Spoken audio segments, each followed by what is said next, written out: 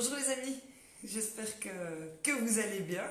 Ben voilà, comme promis, je vous retrouve en vidéo pour parler de mayonnaise hein, et de comment la choisir. Je suis ravie de vous retrouver. Merci beaucoup pour vos réponses. Alors, super bravo pour vos réflexes, que j'ai pu constater que vous aviez des top réflexes d'alimentation saine. Bonjour Carole. J'espère que tu vas bien. Euh, et bien justement, à propos de vos réponses et de vos commentaires, moi j'ai envie de vous répondre au travers de vos commentaires. En gros, si on les met tous ensemble, vous arrivez à la manière dont moi je choisirais une mayonnaise dans un supermarché. Jessie, Anne et Florence, vous m'avez répondu que vous feriez votre mayonnaise vous-même. Bah écoutez, vous imaginez bien que je ne peux que vous en féliciter. C'est évidemment ce que je prône, c'est-à-dire un maximum de préparation maison et un minimum de préparation industrielle. Donc pourquoi? Parce que vous pouvez contrôler la quantité et la qualité de vos ingrédients. En plus, on n'a pas d'ajout de conservateurs, tous les E, vous savez, qui traînent derrière. Donc, fatalement, le fait maison, à mes yeux, en tout cas, c'est ce qu'il y a de mieux.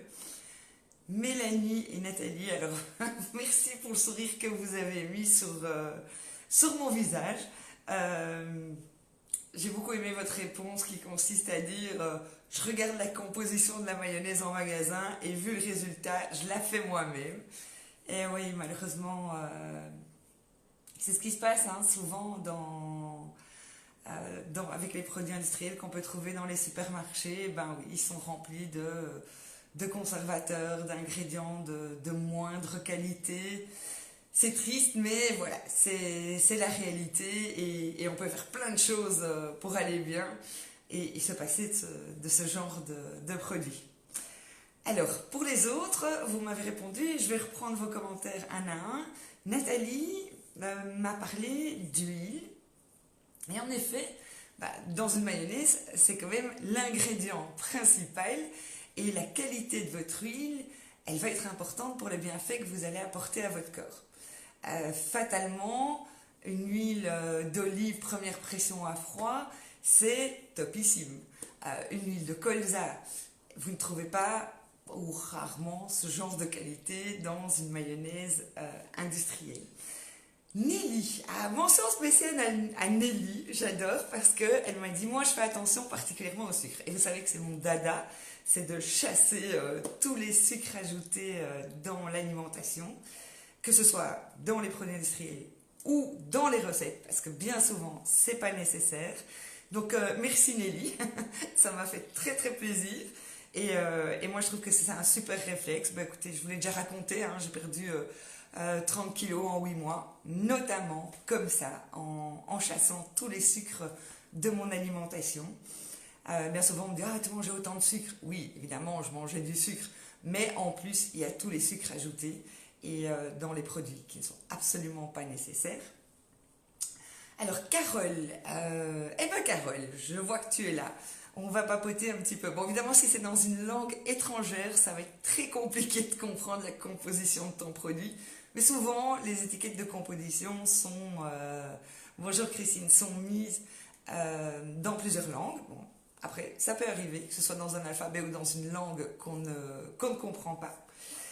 Alors, toi tu m'as dit, Carole, je fais attention à la composition et je fais attention aux calories. Et voilà, je voudrais peut-être revenir un petit peu plus longuement là-dessus. Les calories. Oui, bien sûr, les calories sont importantes et la quantité de calories que vous mangez, si elle est plus importante par rapport à votre activité physique, va vous amener à du surpoids, à des problèmes potentiels de maladies type cardiovasculaire, diabète et ce genre de choses. Donc oui, il faut faire attention aux calories qu'on mange. Maintenant, de mon point de vue, et vous allez voir ça quand même de plus en plus souvent, c'est qu'une calorie n'égale pas une calorie.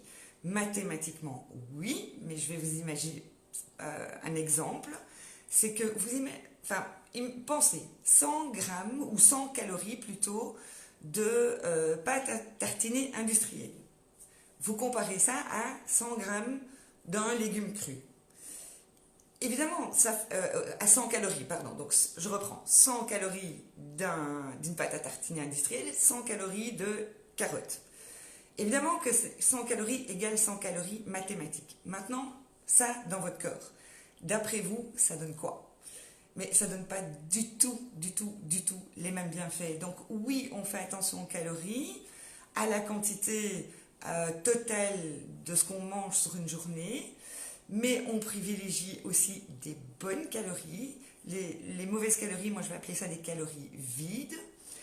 Et là aussi, j'attire votre attention sur les produits allégés que vous pouvez trouver en magasin. Bien souvent, les industriels allègent en enlevant de la matière grasse, mais ils ne laissent pas ça comme ça, non, ils vous rajoutent du sucre. Et vous le savez, le sucre, c'est vraiment pas bon pour la santé. Donc, l'un dans l'autre, calories, oui, mais attention. Je dois dire que vous m'avez surprise, en fait, vraiment, parce qu'il y a deux choses que je n'ai pas vues. Et quelque part, je m'en réjouis. C'est que personne ne m'a dit, et je trouve ça très très chouette, j'en mange pas de la mayonnaise. Parce que, bien sûr, si vous n'aimez pas ça, vous ne mangez pas de mayonnaise. Mais si vous l'aimez, il n'y a pas de raison de s'en priver. Une mayonnaise, c'est quoi?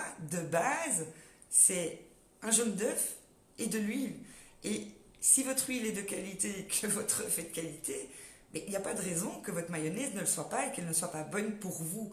Alors, est-ce qu'on doit en manger en grande quantité à chaque repas et toute la semaine? Non, bien entendu que non. Mais on peut ne pas se priver de mayonnaise. Parfois, la privation, quand on est très féru de quelque chose, c'est bien de l'enlever tout à fait pour y revenir en plus petite quantité. Mais je peux vous assurer que moi, les gens qui s'adressent à moi pour des coachings et qui me demandent de réaliser des recettes, y compris ceux qui me demandent de les aider au travers de recettes pour perdre du poids, eh bien, je ne vais jamais enlever la mayonnaise des recettes que je vais faire. Moi, j'en mets pas dans chaque recette non plus. Il y a moyen de l'allonger, il y a moyen de l'agrémenter, mais on peut très très bien manger de la mayonnaise sans problème. Ce que vous ne m'avez pas dit non plus, c'est je choisis bio. Alors, évidemment, je vais vous dire que les produits bio, je les préfère aux produits remplis de produits chimiques type pesticides, engrais, fatalement que je préfère un produit bio. Mais ce que j'entends très souvent autour de moi, c'est qu'il y a une tendance à confondre bio et bon pour la santé.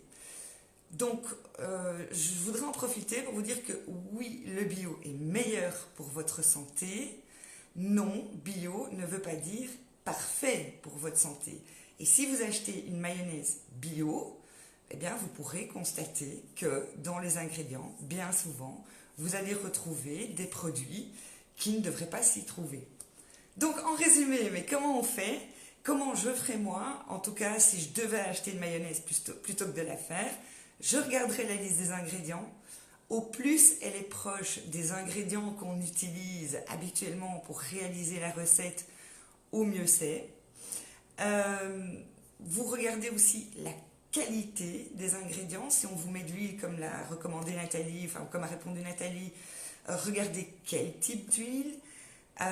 Faites attention au sucre et au sel. Déjà le sucre, il n'y a pas de raison d'en mettre dans une mayonnaise. Je ne connais personne qui fait une mayonnaise à base de sucre.